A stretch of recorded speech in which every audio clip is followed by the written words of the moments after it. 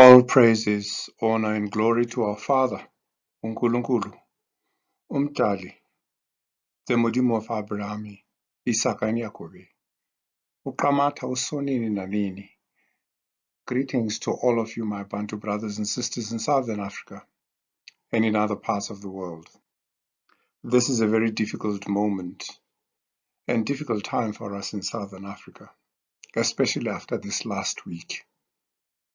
Let us journey once again, though, to put the truth out there and all the lies our enemies are putting out there, thinking we do not know and we do not see what the truth is for what it really is. As the Bantu, Abantu, we are the children of the Most High, and nobody can change that except the Most High himself. The adversary of the Most High will therefore continue to seek to drown and to burn the children, but I dare say they will not succeed because the Most High said so and continues to say so. The title of this video is, brothers and sisters, South Africa is burning. And I propose that the answer is indeed before our eyes. All you need to do is look very carefully and you will see all this truth. I will seek to answer the question, why now? Why now, Southern Africa? Why now? But first and foremost, let me share with you, brothers and sisters, that in John chapter 8, verse 32, ye shall know the truth, and the truth shall set ye free. But it also relates to myself. We shall know the truth, and the truth shall set us free.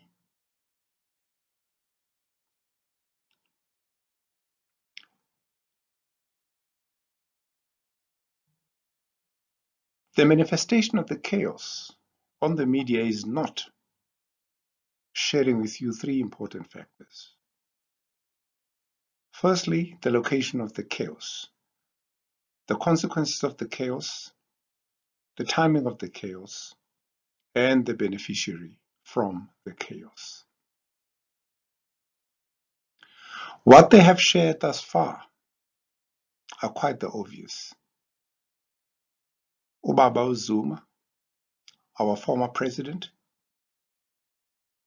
the state of joblessness in Southern Africa, the state of poverty in Southern Africa, etc., etc. At the outset, let me point straight out that the crisis or the chaos has little to do with Ubaba Zuma. The manifestation of this chaos has to be looked at by way of determining these particular factors. And when you determine these particular factors, that's the only time you can be able to come up with better answers or even a better understanding as to what the cause of the chaos that we saw last week.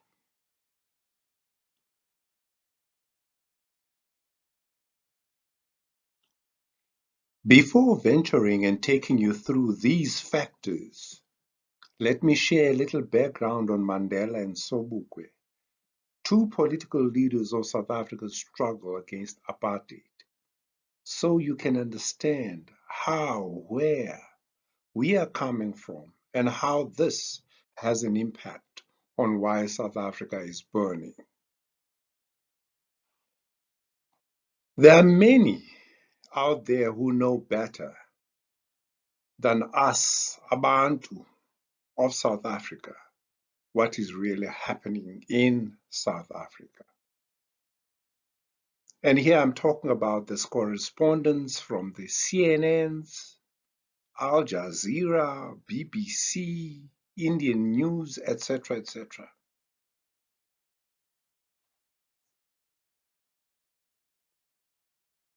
In the dying years of apartheid, when the apartheid regime was confident enough to bring about changes in the socio-political landscape, they decided to unban the ANC, the African National Congress, the PAC, the Pan-Africanist Congress, and the SACP, the South African Communist Party. However, it was important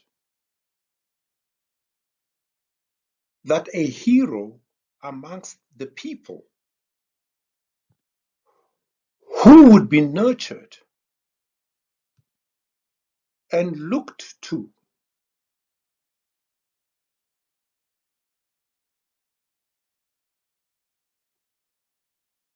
for a realization of the terms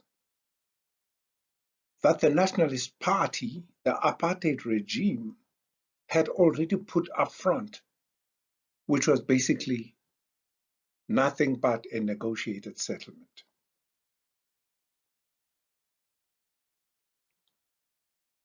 This hero could have been anyone else, because there were many leaders who were in jail,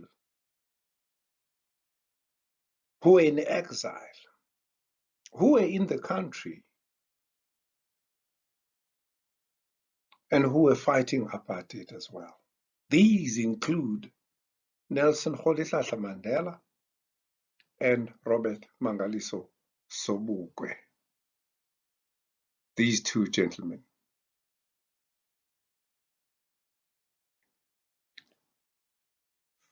Both of them, Mandela and Sobukwe, were products of the ANC Youth League, who were a group of vibrant young intellectuals. The Pan-Africanist Congress, the PAC of Sobukwe, are the ones that led a march against the passes in 1952. The passes being basically permission being given by white settlers to the Bantus to be in their country. And these poor masses who marched against the passes, they were subsequently brutally massacred by the apartheid regime. What happened in Marikana is exactly what happened to these people in that year.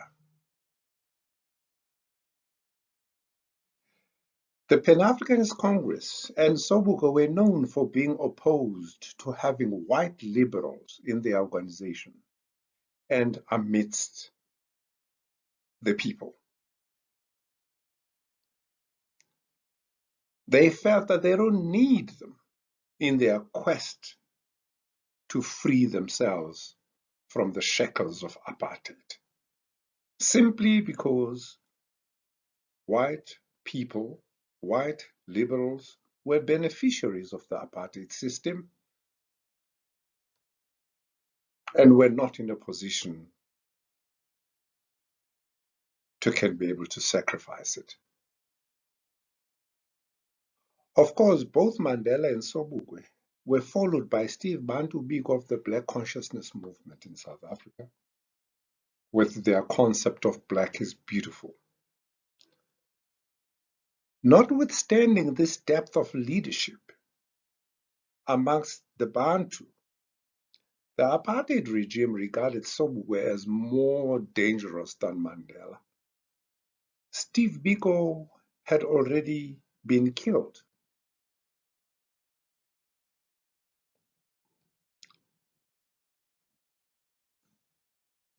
So there was no way that Steve Biko could be able to follow either the footsteps of Mandela or the footsteps of Sobukwe. They killed him.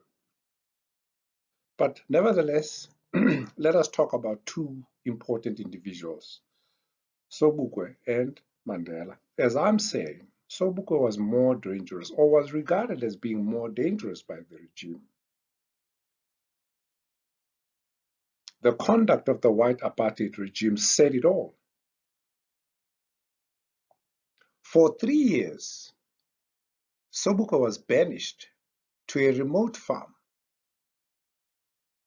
And from 1963 to 1969, Sobukwe was detained in Robben Island under the Sobukwe Clause, which was especially written into the Suppression of Communism Act of 1950, as amended by the General Law Amendment Act of 1963. The Sobukwe Clause empowered the courts of South Africa to renew a prisoner's period of confinement on an annual basis. The court invoked this clause 3 times until 1969. At that time, he was able to return home, but lived under house arrest for several more years until his death in 1977. Those who were close to him, those who knew him, say he was poisoned.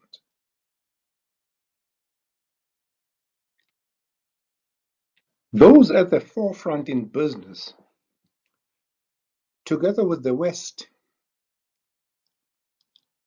together with the political parties in South Africa, including the National Party, they found their suitable candidate for South Africa to be uMandela, to take South Africa out of the political quagmire of being international undesirables. Some in black political circles have boldly stated that the Mandela that went out of jail is not the same Mandela that went into jail. His wife, the late Winnie Madikizela Mandela, the EFF Commander-in-Chief Julius Malema, who was an active youth leader, they say he sold out the people.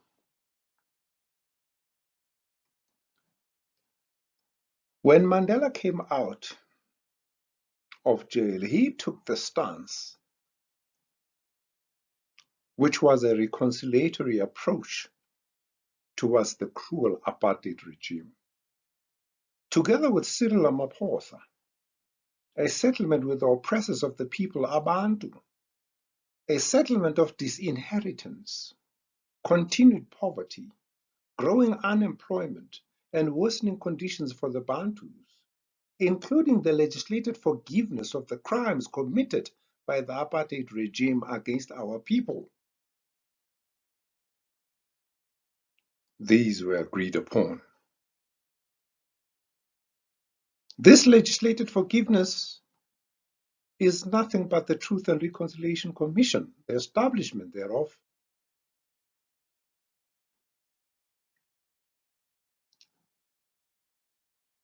We all know, and we speak about it in corners, that many of our leaders were compensated very well. Ramaphosa is known to be a big tycoon. He is also known to have volunteered to donate half his salary as the president of the country to charity. That is how well off the dude is. He is following right after the footsteps of Mandela, who also during his tenure donated a third of his salary as president of the country to charity. Now you and me, knowing very well the concept of black tax, with our extended family on your face, made up of the clan, the tribe, how do you even think about that which would get him to afford to do this? It is not unforeseeable, brothers and sisters, to conclude that they were getting their income from possibly other sources. It makes you think, right? This well-orchestrated state of affairs was also followed by selecting a few amongst us to be beneficiaries of the newly established dispensation. These are the beneficiaries of the tender processes of government, called tenderpreneurs to create a hype of a good story to tell in Bishop Tutu's so-called Rainbow Nation.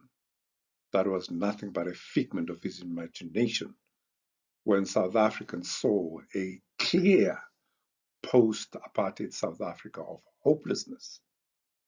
This new black elite has as their symbol one of the richest families in South Africa, Boramotsepe, where our President Ramaphosa married to. They say birds of a feather flock together. With this history in mind, let us now go to the presidency. The presidency was therefore an established setting.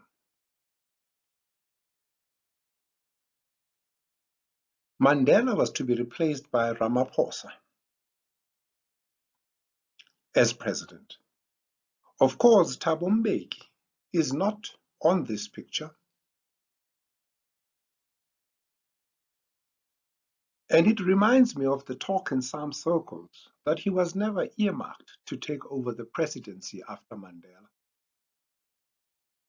This is known among South Africans, and the Bantus, and the writing under this picture as it appeared in the news article by Peter Granitz on the 15th of February 2018. This is what Peter Granitz wrote.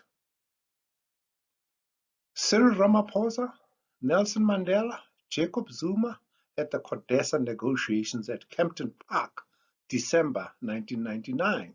Sorry, 1991 rather. Mandela wanted Ramaphosa to succeed him, but Thabo Mbeki blindsided all of them in 1997 and became president in 1999. Ramaphosa has now signaled he wants to take over.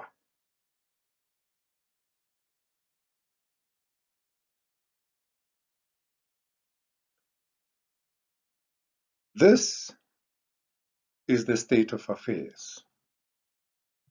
I dare say even Zuma was not supposed to ascend, as he was never earmarked by this elite that I've made reference to. Hence, he needed to find friends to surround himself with. And we know the story, unfortunately. He surrounded himself with a wrong flock of friends. Not to say that they are better off or worse off. The Guptas are the ones who destroyed him politically, as he chose to empower them than to empower white business. So Ramaphosa's ascendancy would be the vehicle to make the business elites proud of their product. Otherwise, the riches he carries were not for mahala. Payback time has come. And we seem to be right in the middle of it right now. And we see how lonely the former president finds himself.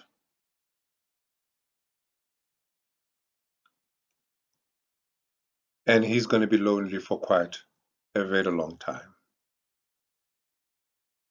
because of his own choices.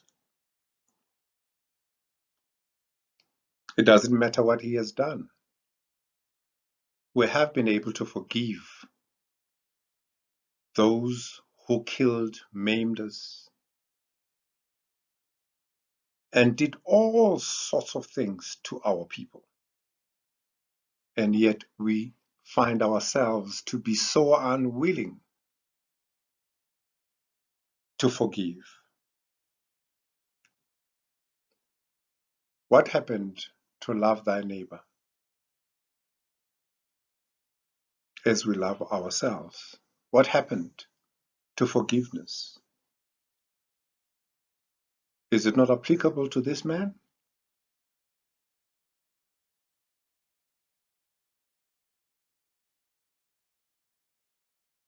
It doesn't seem so.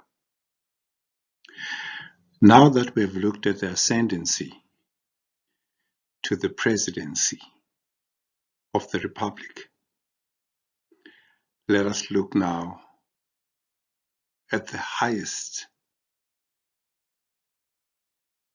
institution of the judiciary, namely the Constitutional Court.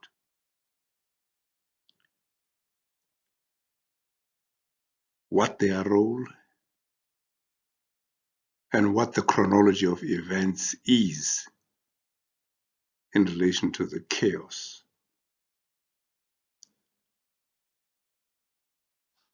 that we saw in the previous week. In February 2021, Zuma openly defied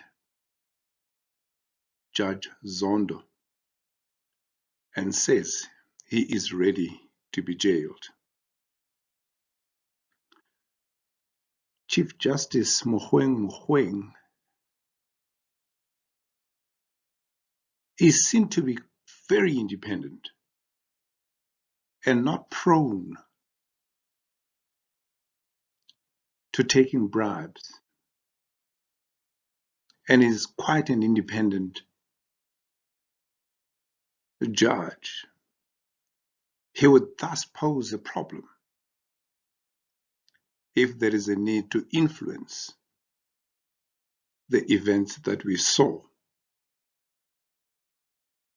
in the previous months pertaining to former President Jacob Zuma. Fortunately for him,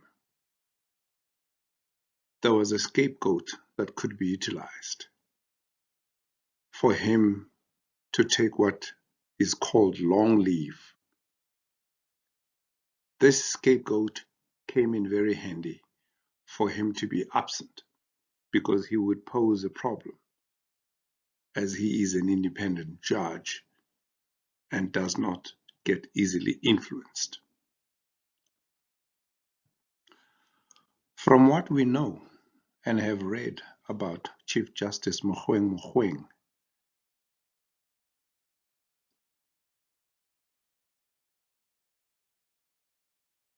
he would not be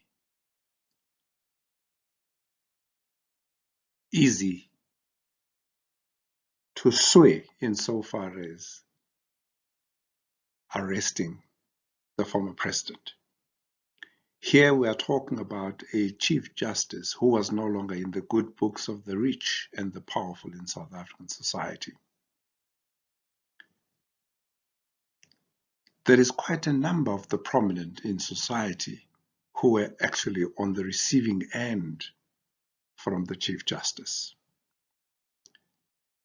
The Economic Freedom Front's best friend,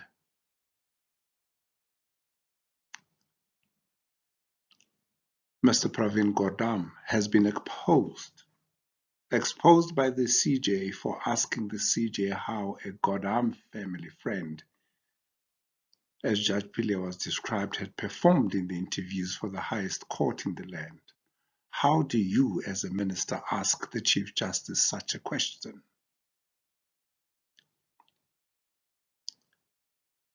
After this particular incident, there is also a recorded incident whereby the Chief Justice in public rejected 600 million that was given to him, or that was to be given to him, in the guise of improving court infrastructure. This donation, the Chief Justice Mogoeng rejected, and he regarded it as a bribe, and without mincing his words, stated that this is how state capture, or this is how capture of the judiciary would be happening, as he knew pretty well that donations come at a price.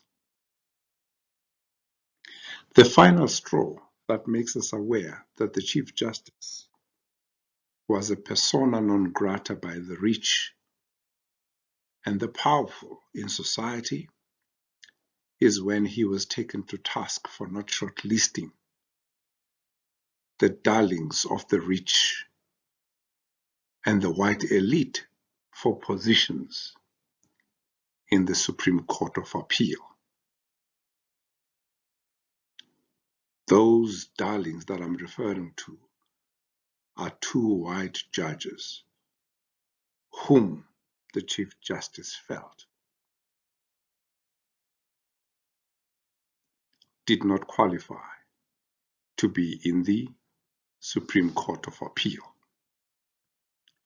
It was therefore important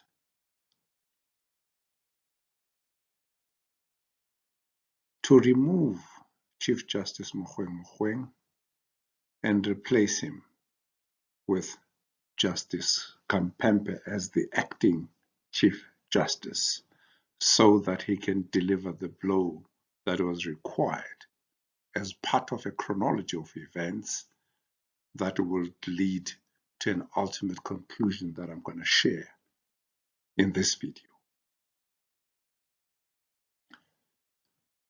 Justice Khampepe carries out her temporary job and sentences Zuma to 15 months in an emotional and angry judgment that would make you suspicious.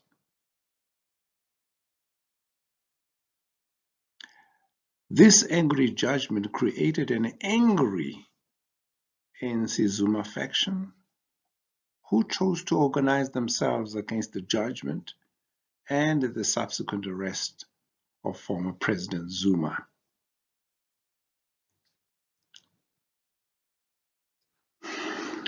The chaos of the previous week is now where it is, where almost plus minus 200 people lost their lives.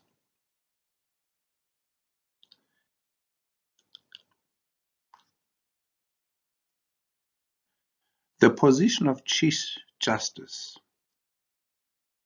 and positions in the Constitutional Court, which is the highest court in the land, is therefore contested terrain.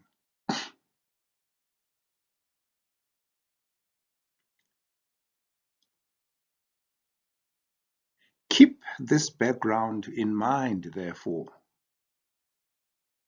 The ascendancy of the presidency in the Republic and the Constitutional Court and the position of Chief Justice as being contested terrain. Clearly, in the middle of both of these particular pointers that I've given, Zuma is at the center. It is for that reason that my conclusion is that Zuma was but just a pawn. The chaos of the previous week is now where it is. Now, if you take a look at the crowds and the people who are involved in this chaos, we have the elderly, the young, all walks of life, but common amongst all of them is their race. There are no white people, no Indian people, no colored people in these crowds or amongst these crowds. The race, age, class, and location of the looting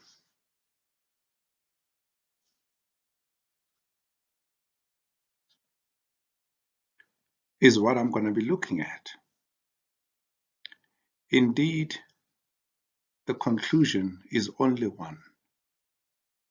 Only one race is involved. The Bantu of all ages, of all classes in the townships. Now, this race constitutes a great majority in Southern African politics.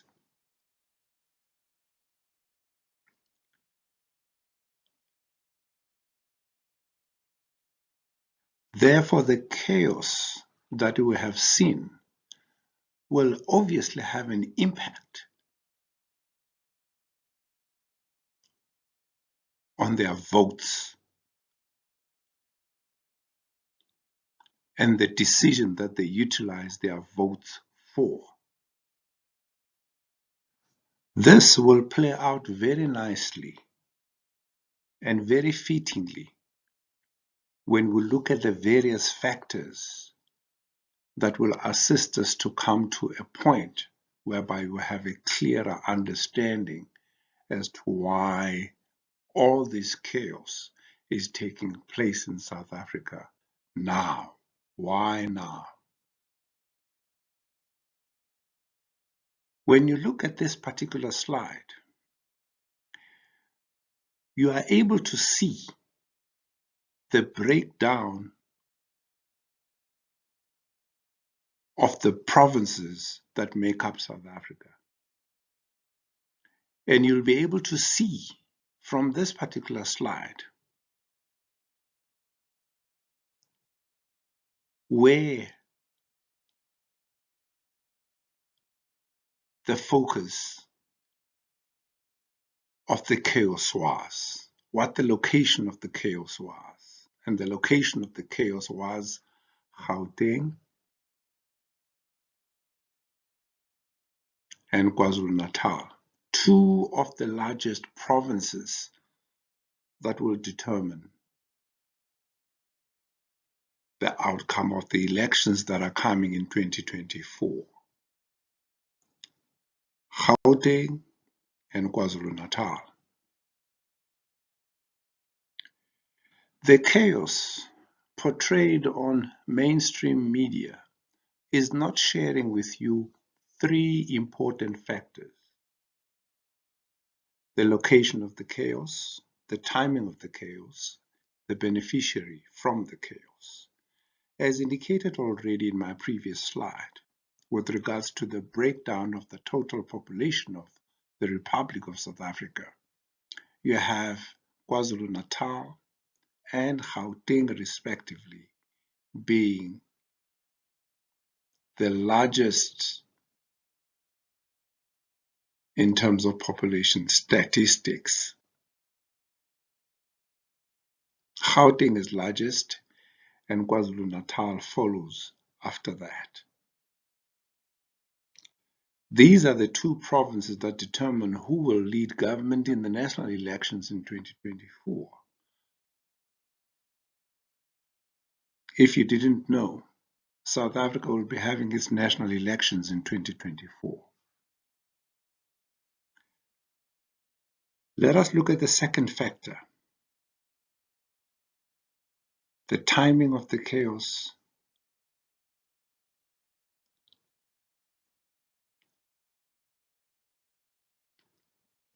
If chaos is created in the two main provinces, which also so happen to be the main provinces that will determine whether the ANC comes back to rule as government or not, the timing of this chaos, therefore, is meant to do nothing but just to weaken the African National Congress, which is the current ruling party. They will be greatly weakened when they challenge to be the party at the helm after 2024. The party that wins elections stands to govern and to be responsible to appoint the Chief Justice of the Constitutional Court. So government are the contested terrain, so is the Constitutional Court and the position of Chief Justice contested terrain. Now let us come to the beneficiary from the chaos. The timing of the chaos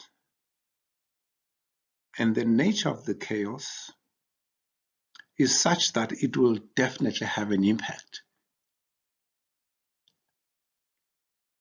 in ensuring that the ANC becomes weak and allows a balance of forces in politics.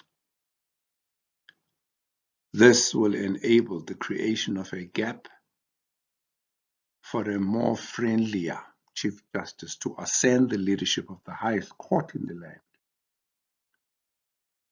with a weaker ANC government right next to it, or with an ANC government that will be completely paralyzed from being able to do anything drastically in bringing about changes to the socio-economic conditions of the poor majority in Southern Africa, which is coincidentally the Bantu. The ANC is certainly going to take a knock for the chaos that ensued in the past week. Zuma provided that opportunity, and he was not necessarily the one who created it, but he was just a pawn in the final analysis.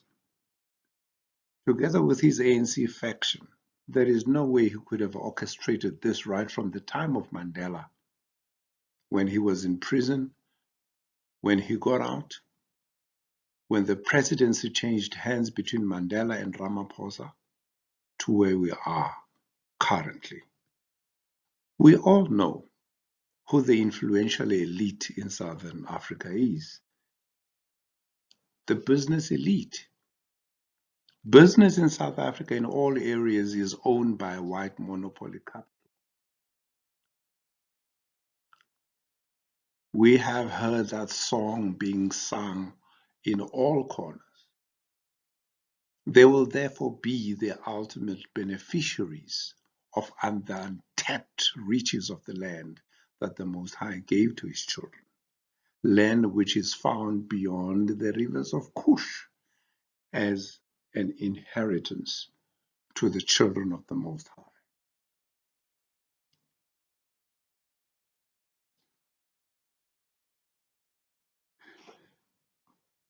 In this very Southern African part of the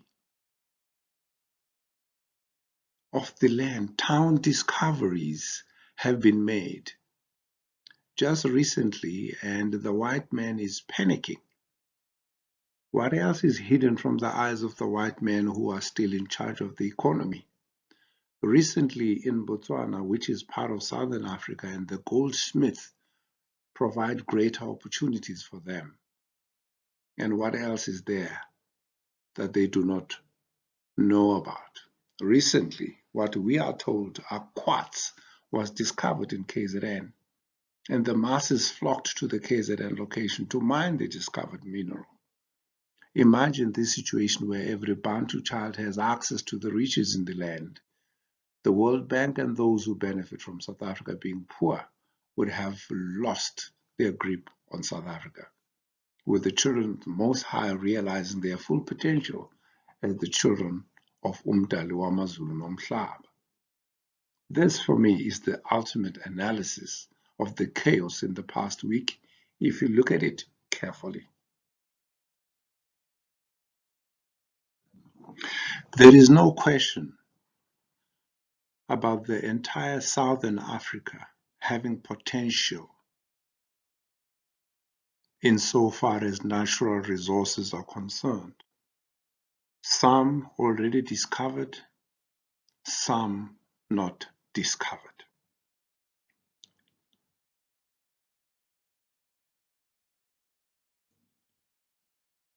The findings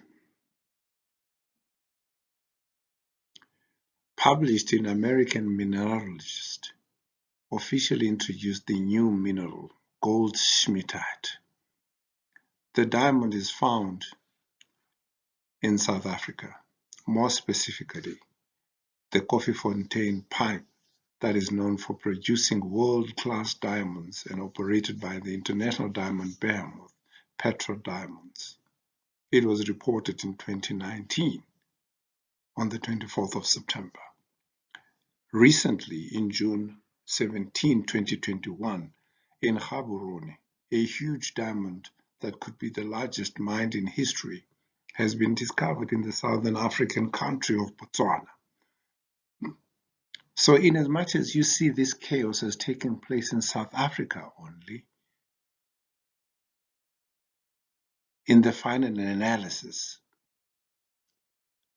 the land that the Most High gave to his children in the southern part of Africa beyond the rivers of Kush is the ultimate focus.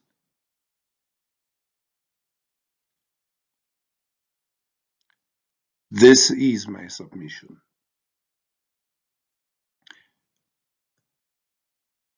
The President has announced and has made a confession in his media statement and his response to the violence and the looting which we saw on a grand scale in the last week.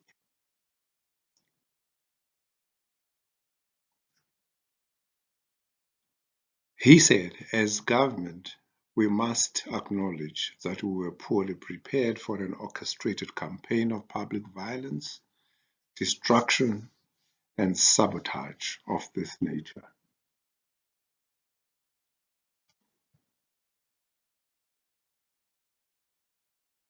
But for me and those who are honest with themselves,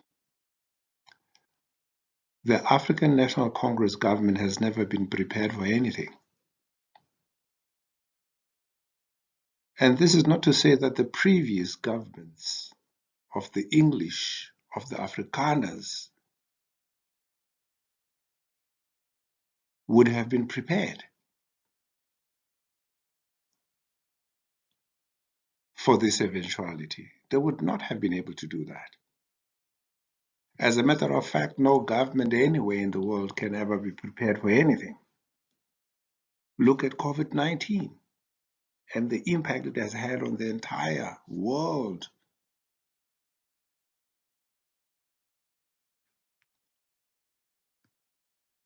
Some other entity that really requires to be identified rules the world, rules South Africa, rules the different countries, whether first, second, or third world countries, and they are the ones who set the standards. This entire state of affairs for me provides an opportunity for the Bantu children to really consider and look at their situation and where they can actually be able to find peace and find a way to better themselves as a people. There is no other way of doing that except by way of going back to their father, umdali wamazulu nomhlaba. Usonini nanini, Mudimu wa Abraham, Isaac, and Jacob, their father, who has been calling on them to come back to him. And when they do that, he will heal our land. As the children of the Most High, Abantu, Batho, in Southern Africa, let us therefore not find ourselves in the same situation as President Ramaphosa had considered, poorly prepared for the coming of the Son of Man. The Son of Man is coming at an hour that we do not expect. What is happening today in our midst, in society, is an exact replica of all the things that happened as in the days of Noah. Therefore, we need to prepare and we need to cleanse ourselves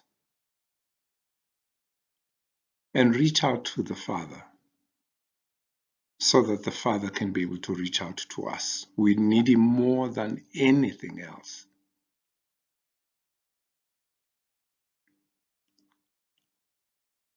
Right now.